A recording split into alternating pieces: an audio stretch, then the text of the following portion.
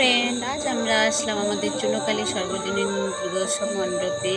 তো আমাদের এই বছরের চুনোখালীর থিম ছিল বেলুড় মঠ। তো আপনাদের সাথে শেয়ার করবো, আসুন চলুন আপনাদেরকে এই বছরের বেলুড় মঠ ঘুরিয়ে আনি। এই দেখুন, একটা লাইটিংয়ের গেট শুরু হলো, প্রথমেই খড়ের ছাউনি দিয়ে ঘেরা।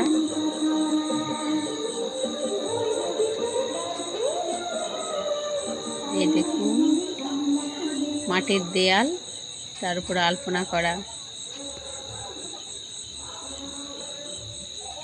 খুবই সুন্দর।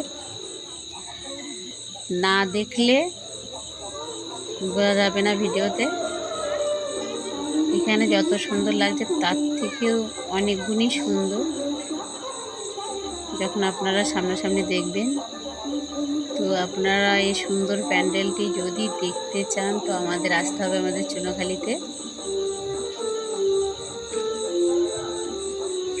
বিকেলবেলা এইখানটায় আমার ছেলের ড্রয়িং কম্পিটিশন ছিল।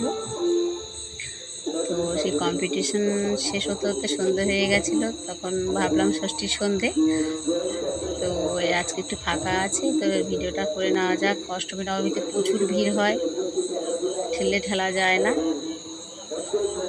আপনাদের সাথে শেয়ার করার জন্য ভিডিওটা করা।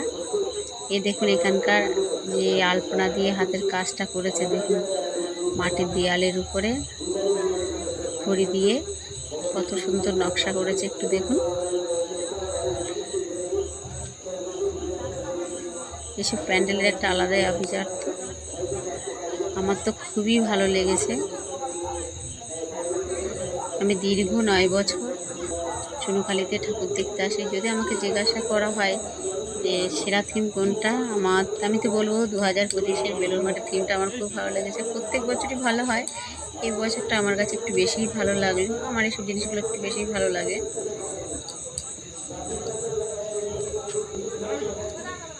তো আপনাদের কেমন লাগলো আমাকে একটু জানাবেন,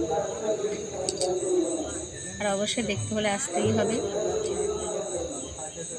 এটা সুন্দরবনেরই অন্তর্গত একটা গ্রাম।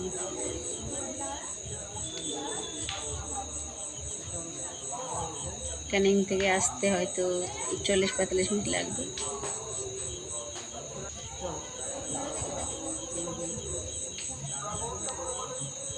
এই দেখুন খোপে খোপে কত সুন্দর করে সব, আর এখানে হাতের কাজগুলো দেখুন। আর সব থেকে ভালো লেগেছে লাইটিংয়ের মধ্যে, লাইটিংটা সতীদাহ প্রথার উপরে। তো আপনাদের কেমন লাগলো অবশ্যই জানাবেন। তো আমার ব্লগটা এতটাই, টাটা।